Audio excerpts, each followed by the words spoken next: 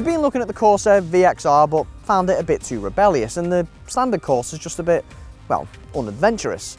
So why not go straight down the middle for something like this, the Corsa Red Edition, a warm hatch that attempts to bridge the gap between sensible supermini and sporty hot hatch. And as you can see, this model gets a lovely red paint job, some black wing mirrors and a black roof. It also gets 17-inch diamond cut ornate alloy wheels, and most importantly, it gets the same 1.4 litre turbocharged petrol as the Vauxhall Adam S. But the Corsa's not alone in this hot hatch niche, with big competition from Ford and its Fiesta Red Edition. 10 points for guessing what that looks like.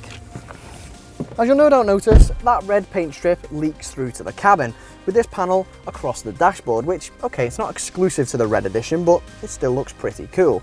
You also get sports pedals, sports stitching, and sports seats to make it feel, well, sportier. I would have liked a bit more bolstering in these seats though, if I'm being picky. Anyway, the Red Edition comes with plenty of useful kit. There's DAB radio, Bluetooth, aircon, cruise control, and you also get Vauxhall's new flagship call center based advice feature, OnStar. And a lot of these features are based around this touchscreen IntelliLink infotainment system, which puts it ahead of the Fiesta, even if the responsiveness is a bit ropey. But one thing I particularly like about the Corsa's cabin is how big and airy it feels, which for such a small car is very refreshing. Shame the same can't be said for the rear though.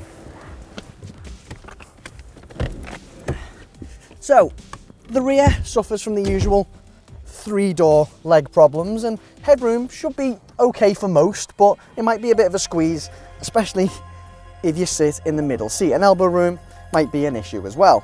And one thing worth mentioning before we go around to the boot is that these rear seats aren't split folding. So if you want to fold them down, you'll have to reach across and pull both these levers down at the same time. So the boot has 285 litres on offer, which is a tad smaller than the average Super Mini, but there's still enough space for one large suitcase or a fair few shopping bags.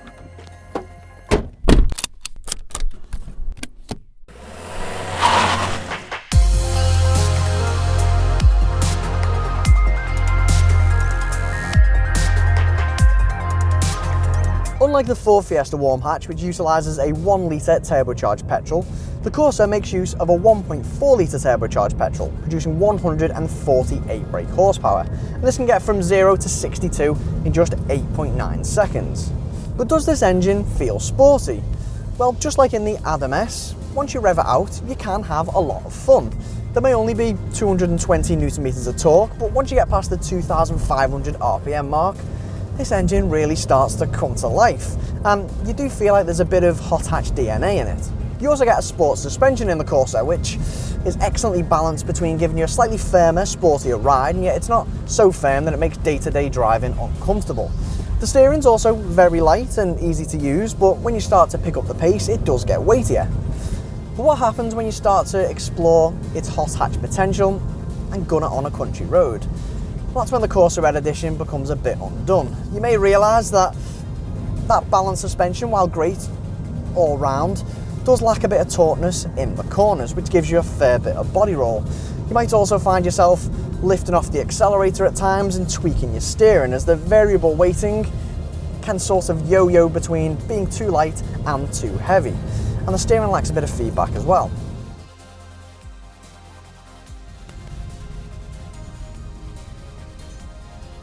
Sitting below a hot hatch, fuel economy and CO2 emissions will probably play quite a big part for some people.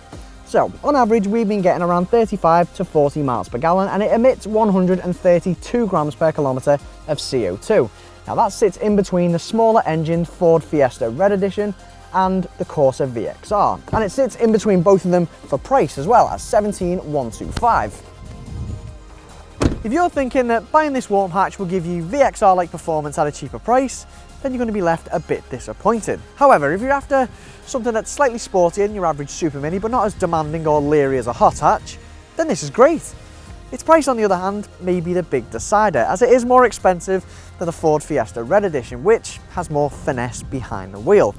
But would you consider buying one of these warm hatches? Let us know in the comments section below, and don't forget to subscribe to our YouTube channel.